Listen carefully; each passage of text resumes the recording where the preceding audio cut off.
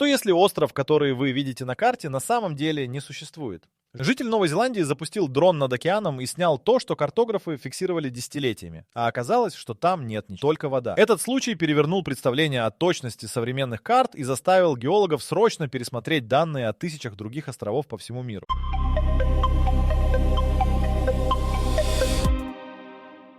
32-летний Марк Хэмптон из Окленда купил квадрокоптер в марте 23 года, чтобы снимать прибрежные пейзажи для своего канала о путешествиях. Он изучал спутниковые снимки и наткнулся на небольшой остров в 120 километрах от северного побережья Новой Зеландии. На картах он значился как твердая суша площадью около 2 квадратных километров. Остров имел название, координаты и даже обозначение рельефа. Марк решил снять его с воздуха. Он арендовал небольшую моторную лодку и добрался до указанных координат за 3,5 часа. Когда лодка остановилась точно в точке, где карта показывала центр острова, вокруг была только открытая вода. Марк запустил дрон на высоту 150 метров и начал съемку по сетке. Методично, квадрат за квадратом. Камера фиксировала только волны. Никакого берега, никаких скал, никакой растительности. Он облетел зону радиусом в 5 километров вокруг заявленных координат. Результат тот же. За 48 часов ролик набрал 900 тысяч просмотров. Видео с дрона он выложил на свой канал на следующий день с коротким описанием. Остров, которого нет. Комментаторы разделились на два лагеря. Одни обвиняли Марка в постановке, другие начали самостоятельно проверять карты и обнаруживать похожие аномалии в других регионах. Новозеландское гидрографическое ведомство отреагировало официальным заявлением через 4 дня после публикации. Там подтвердили, остров действительно числился в базе данных с 58 года прошлого века, когда его якобы зафиксировало британское гидрографическое судно «Прометей». Координаты были внесены в реестр, скопированы в последующие издания морских карт и перенесены в цифровые базы данных без повторной проверки на месте. Австралийский геолог Дэниел Форест из университета Квинсленда объяснил механизм такой ошибки. 65 лет остров существовал исключительно на бумаге. В середине прошлого века экипажи судов фиксировали острова визуально и по показаниям эхолота. В условиях плохой видимости или сильного волнения мелкие рифы, выступающие над водой во время отлива, могли быть приняты за постоянные острова. Позже уровень моря в этом районе поднялся примерно на 30 сантиметров, и риф окончательно ушел под воду.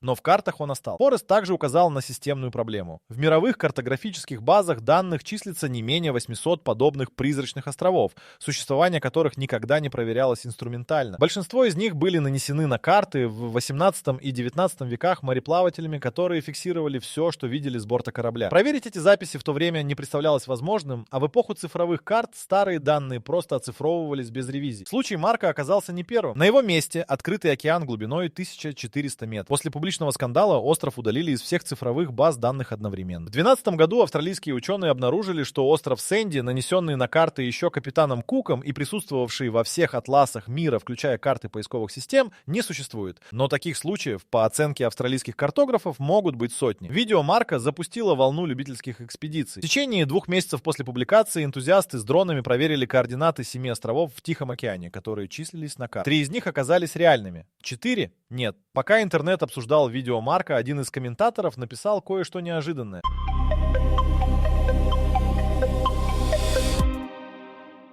Пользователь под именем Coastal Data сообщил, что работает в гидрографическом ведомстве Австралии и указал на другой остров в той же зоне Тихого океана, но уже с пометкой совершенно иного рода. Остров на этих картах был обозначен как реальный и как запретный. Координаты существовали в закрытом реестре, доступ к которому имели только военные ведомства и несколько государственных агентств. Марк связался с комментатором в личных сообщениях. Тот прислал скриншот фрагмента карты без указания источника. На снимке была видна небольшая точка суши с координатами примерно в 200 километрах к северо-западу от первого острова-призрака. Рядом с точкой стояло обозначение, которое в морской картографии означает ограничение на вход в зону без разрешения военного командования. Марк потратил 3 дня на проверку координат через открытые источники. Остров присутствовал на одной старой британской морской карте 1937 года издания, которую он нашел в оцифрованном архиве Национальной библиотеки Новой Зеландии. На карте он значился как необитаемая скала с маяком. Никаких других упоминаний в открытом доступе не было. Ни в туристических базах данных, ни в современных атласах, ни в реестрах островных территорий. Он снова арендовал лодку, взял 2 дрона вместо одного и выдвинулся ранним утром, не сообщая никому ему точных координат назначения. Он решил проверить лично. На этот раз Марк не публиковал маршрут заранее. Остров оказался реальным. Марк увидел его с расстояния примерно 4 километров. Темная полоса над горизонтом, низкая, почти сливающаяся с водой. Когда он подошел ближе, стала видна скалистая береговая линия высотой около 8 метров и густой кустарник в центральной части. Маяка не было, только бетонный фундамент, явно старый, поросший мхом. Марк запустил дрон с лодки, не приближаясь к берегу. Камера зафиксировала несколько деталей, которые он не ожидал увидеть на необитаемой скале. Во-первых, расчищенная площадка в центре острова примерно 20 на 20 метров с остатками металлической конструкции, предположительно антенной мачты. Во-вторых, бетонная дорожка, ведущая от восточного берега к этой площадке. В-третьих, и это он заметил уже при просмотре записи дома, небольшой желтый буй в 100 метрах от северного берега с маркировкой, которую он не смог идентифицировать. Видео он выложил на следующее утро. Через 6 часов после публикации ему позвонили с незнакомого номера. Звонивший представился сотрудником Министерства обороны Новой Зеландии и попросил Марка удалить видео и прислать исходные файлы съемок. Официального требования не последовало, только устная просьба. Марк отказал. Видео осталось в сети. Но комментарий пользователя Coastal Data, с которого все началось, исчез. Аккаунт был удален в течение нескольких часов после звонка. Марк нанял адвоката и официально запросил в Министерстве обороны Новой Зеландии информацию о статусе острова. Ответ пришел через 21 день. В письме сообщалось, что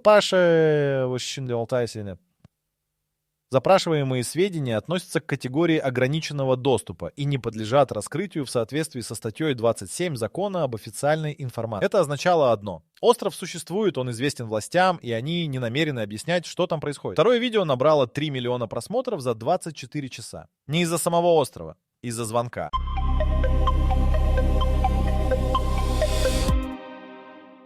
Марк записал телефонный разговор с сотрудником министерства и выложил аудио отдельным файлом в описании к видео. В записи отчетливо слышно, как официальное лицо просит удалить материал, не называя никакой законной причины. Этот 30-секундный фрагмент разошелся по всем крупным новостным агрегаторам быстрее, чем само видео с дроном. Журналисты издания New Zealand Herald опубликовали материал на следующий день. Они установили, что буй с нестандартной маркировкой, который Марк снял у северного берега, относится к системе мониторинга подводных кабелей связи. Такие буи устанавливаются в точках, где кабель выходит на мелководье или соприкасается с дном вблизи суши. Это объясняло интерес военного ведомства. Подводные кабели связи являются стратегической инфраструктурой, и любая несанкционированная съемка вблизи них формально попадает под ограничения. Но объяснение с кабелем устроило далеко не все. Бывший сотрудник новозеландской разведки, пожелавший остаться анонимным, дал комментарий изданию Staff и указал на несоответствие. Станции мониторинга кабелей не требуют расчищенных площадок 20 на 20 метров и антенных мачт. Для обслуживания буев достаточно небольшого причала. Конструкции, которые зафиксировал дрон Марка, соответствуют объектам радиоэлектронной разведки, станциям перехвата сигналов, которые в период Холодной войны размещались на удаленных островах по всему Тихоокеанскому региону. Эту версию подхватили несколько крупных зарубежных изданий. Американский портал TIC опубликовал сравнительный анализ кадров Марка с архивными фотографиями аналогичных объектов на островах Диего Гарсия и Джонстон Атолл. Сходство конструкций было очевидным даже при беглом сравнении. Специалист по разведывательной инфраструктуре Джон Пратт из университета Джорджа Вашингтона написал в своем блоге, что подобные объекты строились в 50-х и 60-х годах прошлого века союзниками по блоку, и часть из них никогда официально не рассекречена. Параллельно в сети начали появляться люди с личными историями. Бывший рыбак с северного побережья Новой Зеландии написал в комментариях, что в 80-х годах его отец дважды получал предупреждение от береговой охраны, когда случайно заходил в зону вблизи тех координат. Предупреждения были устными, без оформления протокола. Просто разворачивайся и уходи. Он не знал причины и не спрашивал. Министерство обороны выпустило второй официальный комментарий на 5-й день после публикации видео. В нем говорилось, что остров является частью охраняемой зоны в связи с объектами критической инфраструктуры, съемка в данном районе нарушает регламент безопасности и что Марку Хэмптону будет направлено официальное уведомление. Уведомление пришло через неделю. В нем предписывалось воздержаться от дальнейших полетов дронов в радиусе 5 километров от указанных координат. Никакого штрафа, никакого уголовного преследования. Адвокат Марка расценил это как косвенное признание. Если бы съемка была незаконной изначально, реакция властей была бы другой. Предписание без санкций означало, что формально Марк ничего не нарушил, его просто попросили больше так не делать. К этому моменту оба видео суммарно набрали больше 8 миллионов просмотров. Канал Марка вырос с 4000 подписчиков до 270 тысяч за 10 дней. Но сам он в интервью говорил не о цифрах. Итак, если вы думаете, что нашли остров, которого нет, возможно, пора проверить свои карты. А чтобы в мире технологий не заблудиться, загляните на наш сайт playprofi.com, где собраны все самые популярные нейросети под одной подпиской. Не забудьте, что ссылка в описании,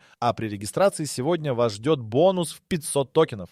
Он говорил о том, что его беспокоило больше всего. На картах, которыми пользуются миллионы людей ежедневно, одни острова существуют только на бумаге, а другие существуют в реальности, но намеренно убраны с любых общедоступных карт.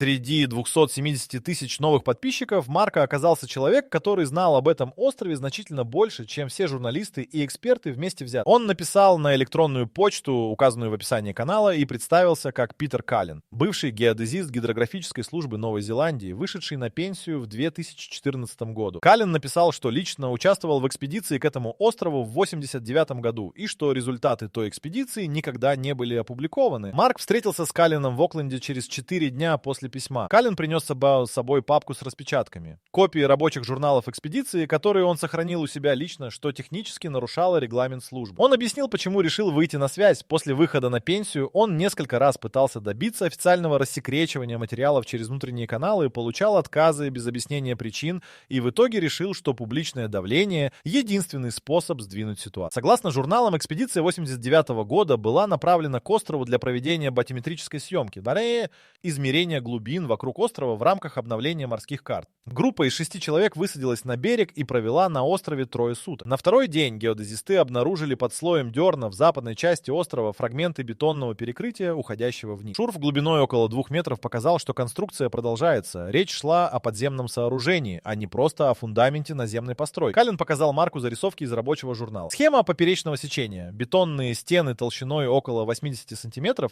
металлические закладные детали в стенах, остатки кабельных каналов диаметром около 10 сантиметров. Все это указывало на защищенное подземное помещение, бункер или технический узел, построенный с расчетом на длительную эксплуатацию. На третий день к острову подошло военное судно береговой охраны. Экспедиции приказали свернуть работы немедленно и покинуть остров. Никаких объяснений дано не было. Все материалы съемки, пленки, журналы, образцы грунта были изъяты при возвращении в порт. Каллен успел сохранить только рабочие копии зарисовок, которые держал в личном рюкзаке отдельно от официального оборудования. После возвращения руководитель экспедиции провел с каждым участником индивидуальную беседу и взял подписку о неразглашении. Формально она распространялась на сведения о характере и результатах работ, без уточнения срока действия. Каллен уточнил: 4 из 6 участников той экспедиции к этому времени уже умерли. 2 от болезней, 1 в автокатастрофе, еще 1 утонул во время рыбалки в 2003 году. Он не утверждал, что это связано с островом, просто констатировал факт. Марк спросил напрямую, что, по мнению Каллена, находилось под землей. Тот ответил без паузы. В годы Холодной войны Новая Зеландия в рамках союзнических соглашений предоставляла территории для размещения объектов радиоэлектронной разведки, часть которых строилась на необитаемых островах именно потому, что их официальный статус позволял избежать парламентского контроля. Подземные узлы использовались для размещения оборудования перехвата и резервных линий связи. После окончания Холодной войны часть объектов была законсервирована, но не демонтирована.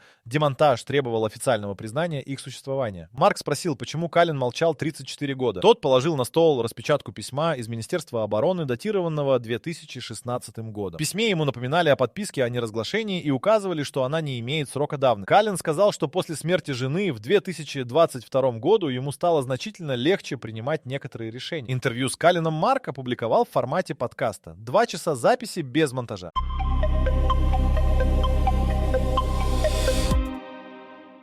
Через 18 часов после публикации адвокату Марка поступило письмо от юридической фирмы, представляющей интересы Министерства обороны. В письме говорилось, что Каллен нарушил подписку о неразглашении и что Марк, опубликовав запись, является соучастником этого нарушения. Конкретных санкций в письме указано не было, только требование удалить запись в течение 48 часов. Марк не удалил. Адвокат объяснил почему. Подписка о неразглашении, подписанная в 1989 году, не распространяется на третьих лиц, которые получили информацию добровольно от источника. Марк ничего не похищал и ни к чему не принуждал. Министерство могло преследовать Каллена, но не его. Тогда события приняли неожиданный оборот. Сразу несколько яхтсменов и рыбаков из прибрежных районов Северного острова начали публично рассказывать о случаях, когда их останавливали в открытом море вблизи тех координат. Один из них, владелец рыболовного судна Брайан Тауфа, описал случай 2008 года детально. Его траулер зашел в зону примерно в 8 километрах от острова. К нему подошел военный катер без опознавательных знаков. 2 человека в гражданской одежде поднялись на борт, проверили документы и навигационное оборудование и потребовали немедленно немедленно изменить курс. На вопрос о причине один из них ответил коротко: закрытая зона, рыбалка запрещена. Никаких бумаг Тауфа не получил, никакого протокола составлено не было. Другой случай описала яхтсменка Сара Мёрк. В 2015 году она шла в одиночном переходе и отклонилась от курса из-за штор. Когда погода улучшилась, она обнаружила, что находится примерно в 5 километрах от острова. Она успела сделать несколько фотографий на телефон.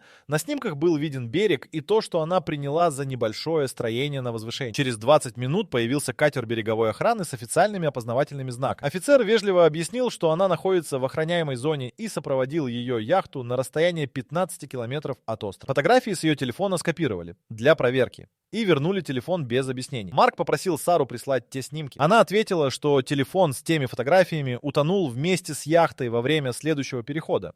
Яхта затонула у берегов Фиджи в 2017 году из-за пробоины. Сара спаслась, яхту подняли, но телефон не нашли. Марк не стал делать из этого выводов вслух. Бывший офицер береговой охраны, представившийся только именем Дэвид, написал Марку анонимно. Он служил в подразделении, которое патрулировало этот район с 2002 по 2009 год. По его словам, инструкция по данной зоне была стандартной. Любое судно ближе 10 километров — предупреждение и сопровождение прочь. Любое судно ближе 3 километров — там подъем на борт и досмотр. Любое судно, пытающееся высадиться на берег, немедленный доклад в штаб и ожидание дальнейших приказов. За 7 лет его службы случаев высадки не было ни одного. Последний пункт инструкции он запомнил дословно: применение средств воздействия по решению штаба в каждом конкретном случае. Что именно подразумевалось под средствами воздействия, в инструкции не уточнялось. Марк опубликовал все эти свидетельства единым материалом. К этому моменту его канал перешагнул отметку в 500 000 подписчиков. Новозеландские парламентарии от оппозиционной партии направили официальный запрос в Министерство обороны с требованием раскрыть статус острова и правовое основание для ограничения судоходства в данном районе. Министерство взяло на ответ стандартные 20 рабочих дней.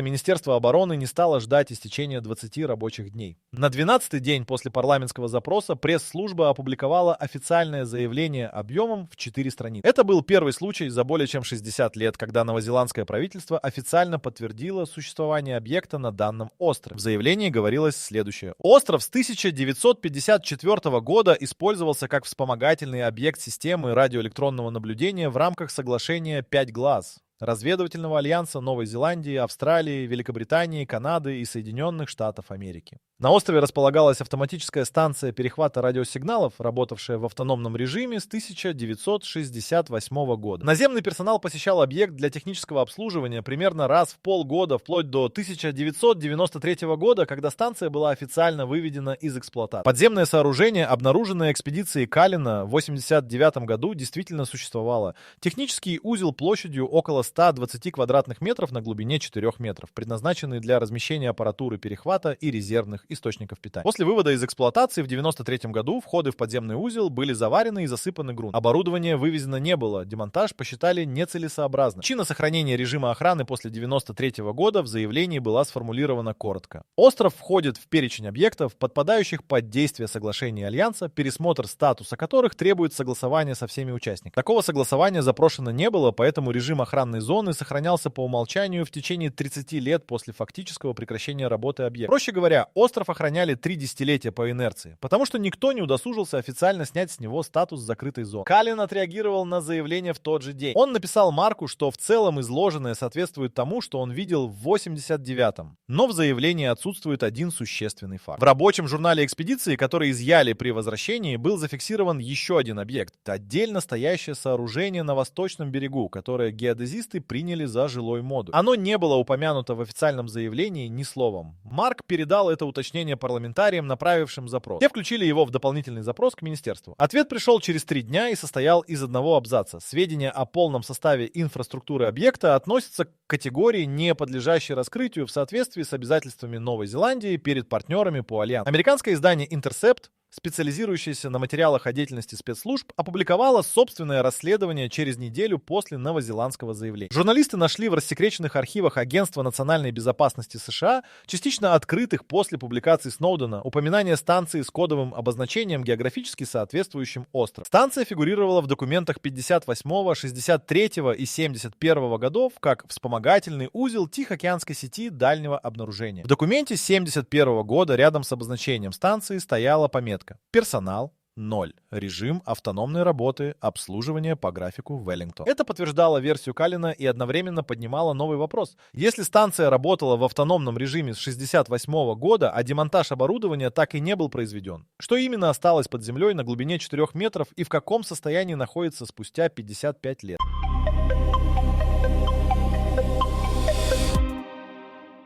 Вопрос о состоянии брошенного оборудования неожиданно привлек внимание людей, далеких от разведки и картографии. Профессор химии Оклендского университета Рэйчел Синг опубликовала открытое письмо в академическом журнале Pacific Science через 2 недели после заявления министерства. В письме она указала на конкретную проблему. Электронное оборудование 60-х годов содержало трансформаторное масло с высокой концентрацией полихлорированных бифенилов, веществ первого класса опасности, запрещенных к использованию с 1980 года. Если резервуары с этим маслом оставались на острове нетронутыми 55 лет, существовал реальный риск утечки в грунт и прилегающей воды. Синг запросила у Министерства обороны данные об экологическом мониторинге острова. Ответ пришел через 2 недели. Мониторинг не проводился с 1993 года. До этого результаты мониторинга относятся к закрытым материалам. Новозеландское агентство по охране окружающей среды было обязано отреагировать на публичный запрос профессора. Агентство направило собственный запрос в министерство и одновременно инициировало предварительную оценку рисков на основе открытых данных. Морской биолог агентства Томас Ваака провел анализ проб воды, взятых в районе острова в рамках регулярного мониторинга акватории. Эти пробы отбирались ежегодно как часть общей программы наблюдения за состоянием океана, без какой-либо связи с историей острова. Результаты анализа Ваака опубликовал в рабочем отчете агентства, который стал общедоступным автоматически в соответствии с регламентом. В пробах воды, взятых в радиусе 2 километров от острова, концентрация полихлорированных бифенилов превышала фоновые показатели для открытого океана в 4,3 раза. Превышение было устойчивым. Аналогичные показатели фиксировались в архивных пробах за последние 8 лет, но никто не обращал на них внимания, поскольку никто не связывал эту точку отбора с конкретным источником загрязнения. Синг назвала эту находку прямым доказательством активной утечки. При такой концентрации и такой площади распространения источник должен был существовать минимум 10-15 лет. Это означало, что герметизация подземного узла, проведенная в 1993 году,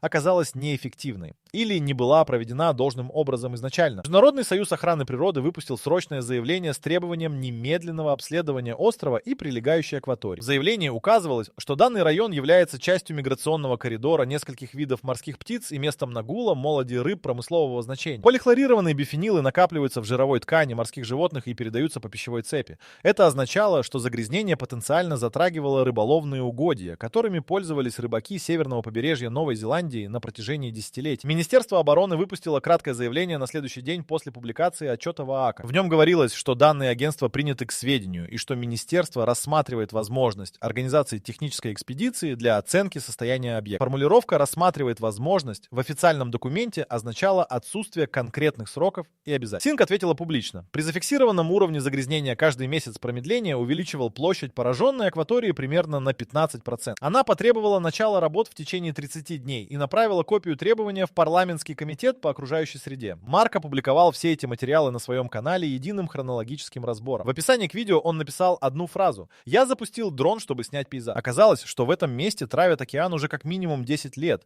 и все об этом молчали. Министерство обороны объявило о начале технической экспедиции на 43-й день после публикации отчета Ваака, на 13 дней позже срока, которого требовала Синг.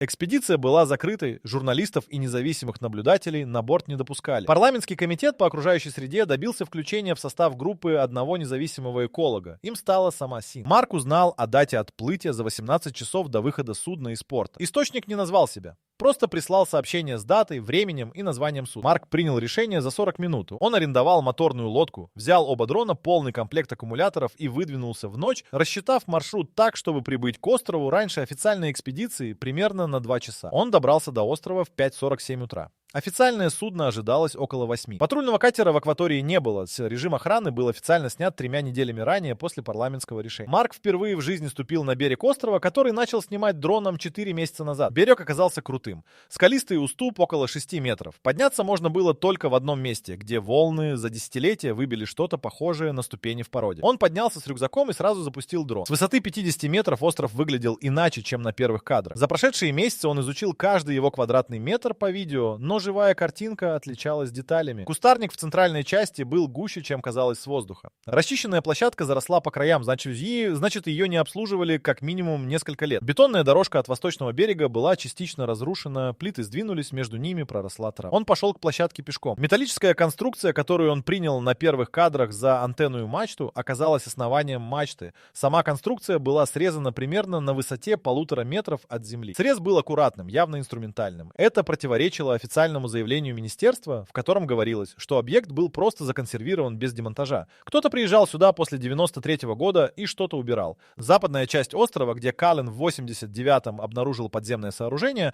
выглядела внешне ничем не примечательно. Ровная площадка, трава, несколько валунов. Марк включил запись и начал методично простукивать грунт металлическим щупом из рюкзака. Инструмент он взял намеренно, прочитав описание К. На 3-м метре от условного центра площадки щуп ушел в грунт на 20 сантиметров и уперся во что-то твердое с характерным звуком. Не камень, а пол и бетон. В этот момент дрон над головой зафиксировал приближение судна с севера. Официальная экспедиция шла раньше расчетного времени. Не в 8, а в 7:20. До берега им оставалось около 20 минут. Марк не стал копать. Он снял на камеру щуп, торчащий из земли, координаты на навигаторе и панорамный вид вокруг. Потом достал телефон и начал прямую трансляцию. Не ради просмотров, ради фиксации. Все, что он видел в следующие 20 минут, должно было быть записано до того, как на берег сойдут люди, у которых было законное право попросить его уйти. Он снял восточный берег и то, что Сара Мёрфи 8 лет назад приняла за строение на возвышении. Это действительно было строением. Это небольшой бетонный куб, примерно 3 на 3 метра, с заваренной металлической дверью и вентиляционной решеткой у основания. Решетка была новая, оцинкованный металл без следов коррозии. Кто-то менял ее недавно. На заваренной двери не было ни замка, ни ручки, только сварной шов по периметру и небольшая табличка с текстом, выбитым в металле. Марк поднес камеру вплотную. На табличке было 2 строки. Первая — серийный номер из букв и цифр. Вторая — дата. Не 54-й год, когда объект якобы был создан. Не 93-й, когда его якобы законсервировали. На табличке стояло 2019. Трансляция с таблички набрала 400 тысяч одновременных зрителей за 12 минут. Рекорд для канала Марк.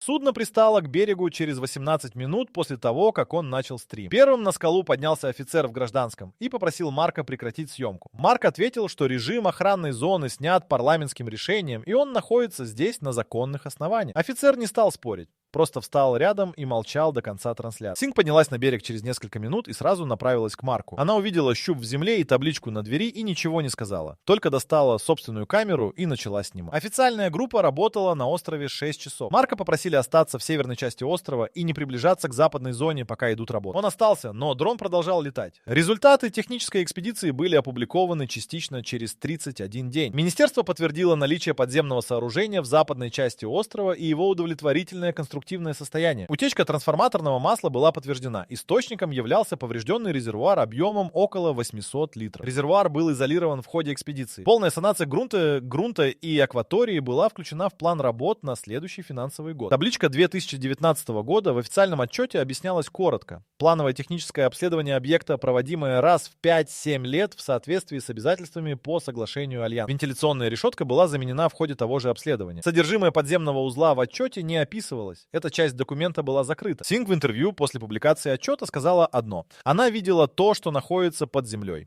И подписала соглашение о неразглашении его содержания. На вопрос, является ли объект действующим, она ответила: «Я не могу ответить на этот вопрос». Нет. Именно не могу ответить. Марк опубликовал финальное видео по этой теме через 45 дней после экспедиции. В нем он разложил все по хронологии. От первого дрона над пустой водой до таблички 2019 года. В конце он сформулировал то, с чего начал 4 месяца назад, но теперь с конкретными ответами. Первый остров, тот, которого не существовало, действительно исчез под водой из-за подъема уровня моря и никогда не проверялся после внесения в реестр. Таких островов-призраков в мировых картографических базах данных по актуальным оценкам около 800. Ни одна картографическая служба мира не располагает ресурсами для их систематической проверки. Второй остров, тот, которого не было на картах, существовал непрерывно с 1954 года, охранялся 30 лет после официального завершения работы, обследовался в 2019 году и содержал под землей нечто, что независимый эколог с допуском к объекту не имеет права описывать публично. Между этими двумя островами меньше 200 километров открытого океана. Один существует только на бумаге. Другой существует в реальности, но намеренно отсутствует на любой карте, доступной обычному человеку. Ответ на вопрос, заданный в самом начале, можно ли доверять картам, оказался оказался точным и конкретным. Нельзя. Не потому, что карты несовершенны технически, а потому, что часть того, что на них нарисовано, никогда не существовала. А часть того, что существует, туда намеренно не нанесена. Квадрокоптер за $800 и один человек с моторной лодкой за 4 месяца установили оба этих факта одновременно и заставили правительство впервые за 60 лет публично признать существование объекта, о котором оно предпочитало молчать. Канал Марка Хэмптона на момент публикации финального видео насчитывал 890 тысяч подписчиков. Сам он в последнем кадре сказал только одно: в мире еще 799 островов-призраков, и у него есть дрон.